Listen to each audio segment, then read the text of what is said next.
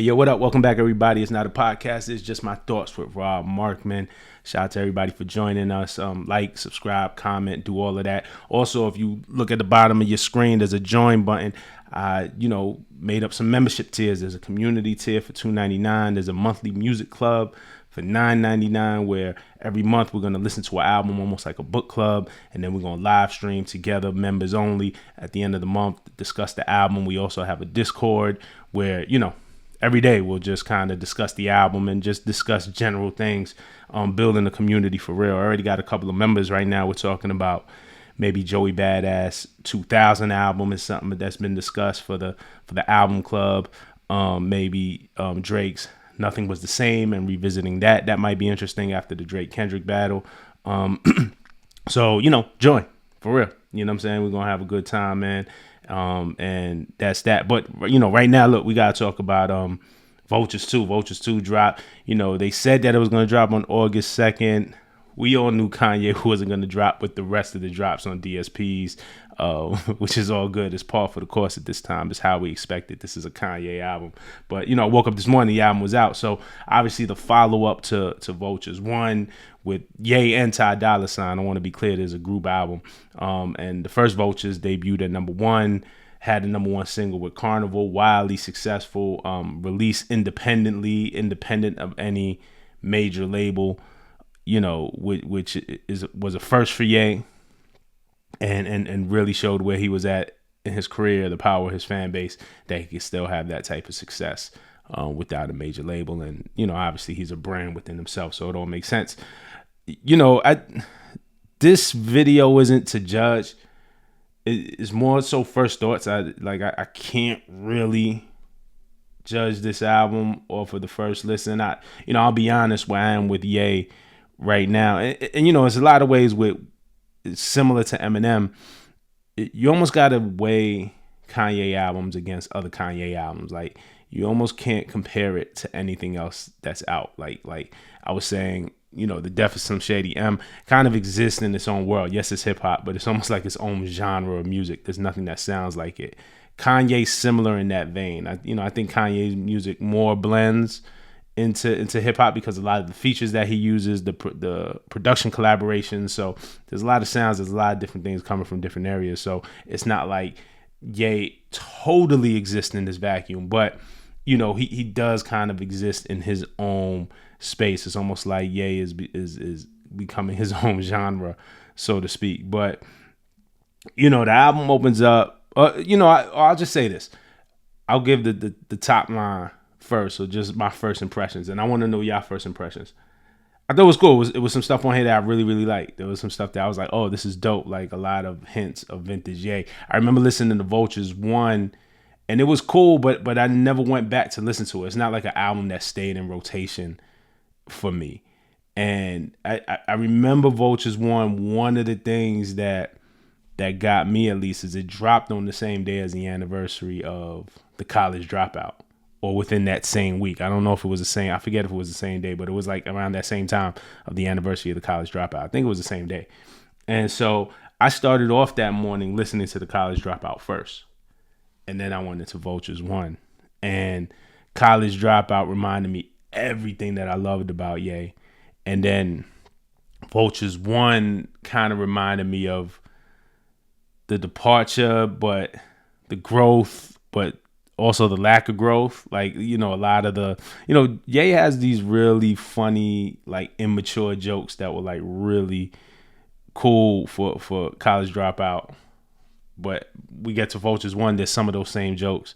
And it's like, dang, he hasn't really grown much. Like that's kind of the Eminem comparison. But in a lot of ways, Ye has grown a lot. So I say all that to say, like, Vultures 1 was cool. I didn't love all of it. There was joints that I really fucked with, a lot of like the callback joints, but it was it coming off a College Dropout, I'm just like, for me, this is the Ye that I love, and Vultures 1 had changed. So it dropping on the same day as the anniversary probably tainted it for me like a little bit. It wasn't a bad album, but it, I was like, cool, but I never went back to it. Vultures 2, I think, again, this is just off of first listen. This can change. I didn't think it was as good. I didn't think it was like as tight as Vultures 1. there were like a lot of incomplete thoughts on the album. But I also think they were like purposely done. But then there was a lot of like really dope, brilliant moments that I caught off of first listen. But it's good. I think it's gonna do well. I think high chance that this debuts at number one again. So I think Ye's gonna get a number one album, and it'll be interesting to see if he can get another number one single. But Vultures 2 is good. Like it's a good album. Be interesting to see what songs I go back to. Opens with Slide, Ty opens it up. The same thing with Vultures 1. I thought Ty really, I don't want to say carry the album, but Ty to me was like the real high point of the album. Like Ty to me made everything make sense, on the album. Like really, even when it got like experimental or things started to go left a little bit musically, like Ty grounded the album. That's the word I'm looking for. Ty grounded Vultures 1 for me. Because Ye is, I think, in this stage, and he's always been where he like pushes the boundaries in the box, and then Ty just does classic Ty, and it grounds the album. So Slide for me did that right open, like Ty opens it up, it just grounds the album for me. I thought Time Moving Slow was dope. I thought that third verse is interesting because it talks about where Ye is now in his career, when he was like, "Oh, I can't believe in you. I see through you. Niggas exceeded the limits, took over my story, rewrote the ending I did. Had to show up and deliver that shit." Look, I think where he is in his career right now is because of his doing. Like, I don't think Ye is as much as a victim as he makes himself appear. There's a part of it where it's like, yo, well, he didn't want to play the industry game anymore and this and that.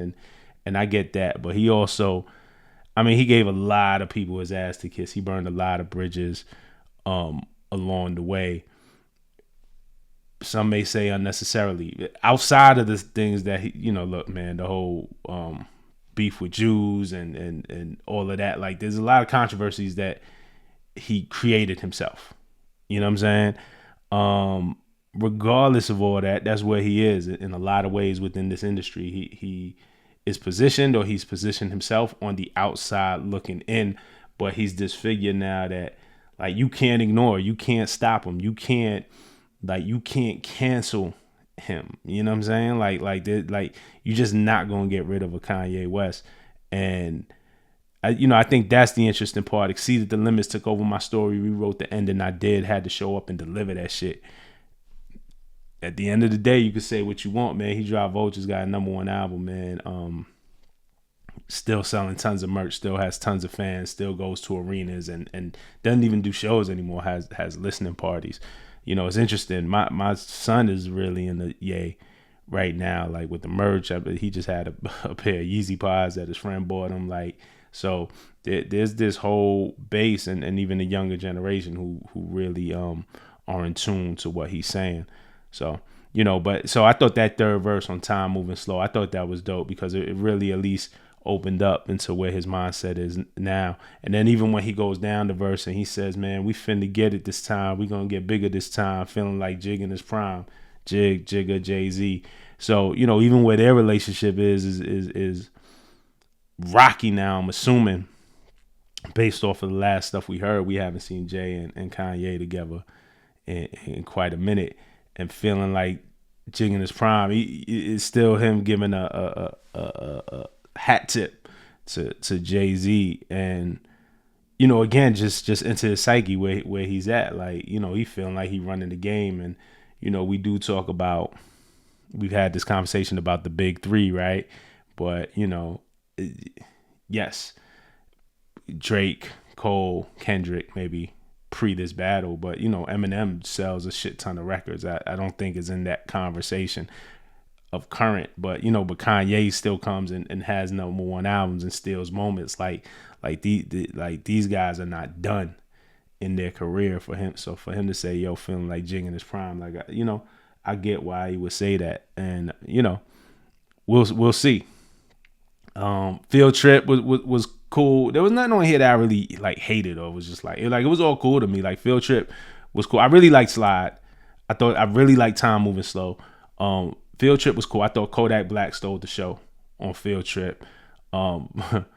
Fried was cool. Fried is funny because Fried is he's using Fried like, yo, I'm fried, like I'm crazy, like don't fuck with me. Like it's funny, me and my friends, at least when we talk about Fried, that's like somebody who's like completely out of their mind, but in a bad way. So to me, when me and my boys be like, yo, man, so and so is fried, like it's like a diss. So it's funny how he just used it as something, as a badge of honor. I'm fried, like, but this is what I'm talking about when I'm talking about like the old Kanye, like the immature jokes, right? It's like glimpses that you get that even though he's 20 years into his career now, when he says she's still giving blowjobs and I applied. She said she's starving, order her some fries. She's still giving blowjobs and I applied. Like that's a funny, clever, but stupid and immature line. You know what I'm saying? Like along the lines of, she got a light skinned friend look like Michael Jackson, got a dark skinned friend look like Michael Jackson. I mean, maybe there's better examples too. Just the dick jokes that was on College Dropout and stuff like that. So it's like glimpses of like, oh, that old Kanye is still in there. Whether you're into it or not, but she's giving blowjobs and I apply. She says she's starving, order her some fries. Then I ate the breast and the thighs. Like yo, that's classic Kanye. Like those bars could have been on College Dropout. Promotion was cool. Promotion to me was like the most hip hop of it all. Like I did like that song because it was Ty, Future, and Kanye, and they were like trading bars and they were trading off of each other. I thought that was dope. Then we get into this like husband lifestyle and maybe part of the album. Husband felt like a freestyle, like an interlude, and then when you get into lifestyle, like that husband verse comes back into it. Maybe was cool. Like that maybe felt like the most honest, like him yearning for love, him yearning to actually be a husband. I don't know what's going on in his relationship now, but obviously after the divorce with Kim, but this new girl, he's been with her for a minute. I don't know if this stems from that. Maybe this is an older song. I don't know, but just like his yearning to be a husband, whether he makes a good one or not, who knows? I don't know. I have no way of knowing, but this whole like stretch of the album addresses that, right? Husband lifestyle. And maybe it was produced by James Blake. Maybe it was kind of weird to me because I always thought like there's like this funky grooving maybe that I thought was eventually gonna like pick up and the beat was gonna drop and it was just gonna turn into this vibe, and the beat never dropped. Like it never got there to me. You know what I'm saying? And then I think that's a Faith Evans sample from Love Like This when she sings Maybe This Could Last Forever. I thought that was cool, but I could be wrong. But I think that's Faith Evans. But I didn't love this part of the album, like husband lifestyle. Maybe like I respect that might be maybe his true most inner feelings. You know what I'm saying? And I think that's cool. But I didn't love this part of the album. And then we get into Bomb, features North, Shy's on it too. So his two daughters are on it. I thought that was cool. North had a big moment on Vultures 1. So the fact that he's involving his kids, it kind of even makes sense after husband lifestyle maybe, and then Bomb, and he brings the kids into it. They're rapping in Japanese. I thought that was cool. River with the Thug verse was man, Charlie Wilson makes every song better. My favorite part of River was the end, was the gospel element as it breaks down towards the outro. It gets more gospel. 530 I thought was strong. 530 I think right now might be my favorite song on the joint. I thought the bars were dope. Kanye, especially when he says the crystal ball couldn't tell me if they leave again, problems too large to share. The crystal ball couldn't tell me if they leave again, problems too extra large to share it with a medium. So a medium, a psychic, right? But my problems are too extra large to share it with a medium. Just dope wordplay, but very simple enough that you could get it. The crystal ball couldn't tell me if they leave again, problems too extra large to share it with a medium. We fight not for flesh and blood on this level, and the devil's advocate is advocating for the devil. Again, simple, but it's like when you think about it, you be like, oh shit, man, he got that off. I thought he was really like killing it on 530. And then the second half is like this bare bones freestyle. It feels like a sketch that he left purposely. It felt like this is the part of when I say parts of the album is like undone. That's what the second half of 530 felt like to me. It's just like this undone thought, which is a very Kanye thing to do. I feel like this is how his verses start, right? Like they'll kind of start as a freestyle, a mumble. You might repeat a couple of lines a couple of times till you get into it, and then you'll go back in and you'll fill it in, and it just feels like, he never filled it in. He just kind of recorded this and felt good about where it was at as expression. It'll be interesting to me, and I wouldn't be surprised if a lot of these social media accounts, when he says, he has that line, you don't really love Ye, go listen to Drake, bitch. That's not a Drake. I don't take that. I hope this don't open up that can of worms again, because I'm bored of that shit. Like, that shit is over. It'll be interesting what these, I spoke to y'all a lot about these social media accounts and the agendas and the back and forth and the way the fan armies go. I hope we don't spark up another Drake Ye thing. That thing is over to me. Remember the Like That remix? Like, that shit dropped and nobody cared. Like, Drake didn't really respond. Like, it didn't do damage. I just think this thing is done.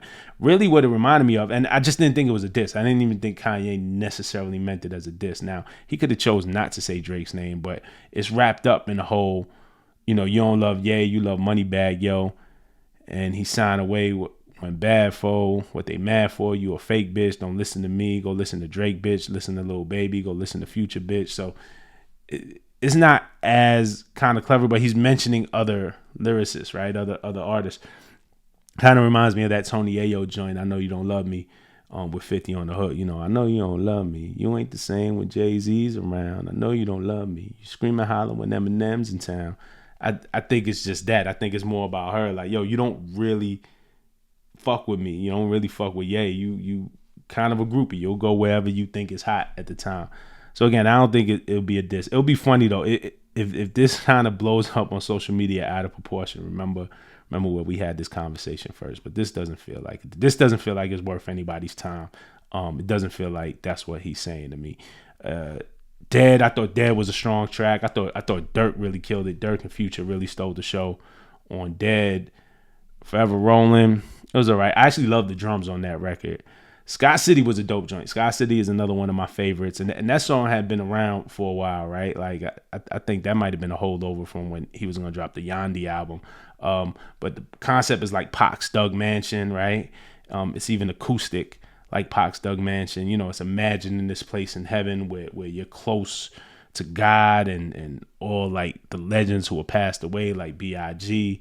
The song's leaked in different variations before, so it's an older song.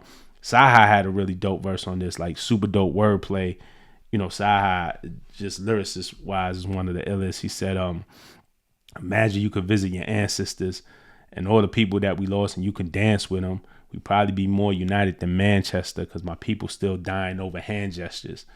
I just thought that imagery was cool. It wasn't something super complex, but that whole we could be more united like Manchester because my people still dying over hand gestures, just talking about gangs and stuff like that. I just thought that was clever, and Saha is really dope for that. All in all, man, like it's a cool album. I'm not mad at it. Like, I can't really find, like, it's a Kanye album. I think some of the knocks is that some of it seems unfinished. I wasn't so much into that again husband lifestyle. Maybe there were things in that I wish those songs were fleshed out more. Like, maybe like I was really waiting for like a beat to drop in a serious way. It just never came for me. Pause. And but then again, you get joints like 530, which is strong. You get Dead, which is strong. You get Sky City, which is a dope joint. I thought Slide was a dope way to open the album. I thought Ty Moving Slow was super strong. So, it's joints on here. I wonder if I'll come back to it though.